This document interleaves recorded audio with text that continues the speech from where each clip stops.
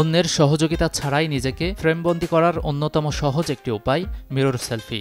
সময়ের সাথে সাথে হালের ট্রেন্ডে যুক্ত হয়েছে ছবি তোলার এই পদ্ধতি। আয়নার সামনে দাঁড়িয়ে নিজের সম্পূর্ণ লুক দেখানোর এমন সুন্দর এবং সহজ পদ্ধতি বোধহয় আর নেই। তারকারাও পিছিয়ে নেই মিরর সেলফি ট্রেন্ডে। ফেসবুক, ইনস্টাগ্রামে এমন সেলফিগুলোর কারণে হাজার হাজার ফলোয়ার তৈরি হচ্ছে অনেকের। পরনের পোশাক আশাকে আকৃষ্ট হয়ে অনেকে আবার প্রশংসায় ভরিয়ে দিচ্ছেন কমেন্ট বক্স। জিমে গিয়েও অনেকে আবার তোলেন মিরর সেলফি, অনুসারীদের দেখান নিজের শারীরিক পরিবর্তন। মিরর সেলফি মানেই নিজেই ঠিক করে নেয়া চেহারা কেমন থাকবে, অঙ্গভঙ্গি কি হবে, ব্যাকগ্রাউন্ডেই বা কেমন পরিবর্তন আসবে।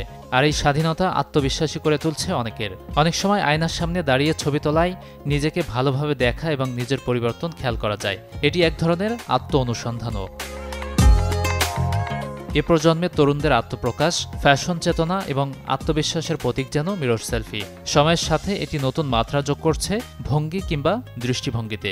তাই বলা চলে মিরর সেলফি শুধু ছবি নয়, এটি এখন জীবনযাপনের অতি দরকারি একটি বিষয়। আয়না, মোবাইল আর সাধারণ আলো, এই তিন মিলিয়েই তৈরি হয় নান্দনিক একটি ছবি। তবে এই ছবি তুলতেও হতে হয় সাবধান, কারণ আয়না যদি পরিষ্কার না থাকে কিংবা ব্যাকগ্রাউন্ডে দৃষ্টিকটু কিছু থাকলে তা জন্ম দিতে পারে হাস্যরসের। তাই ছবি তুলে আপলোডের আগেই দেখে নিন পরখ করে। গাজী আনিস, চ্যানেল 24।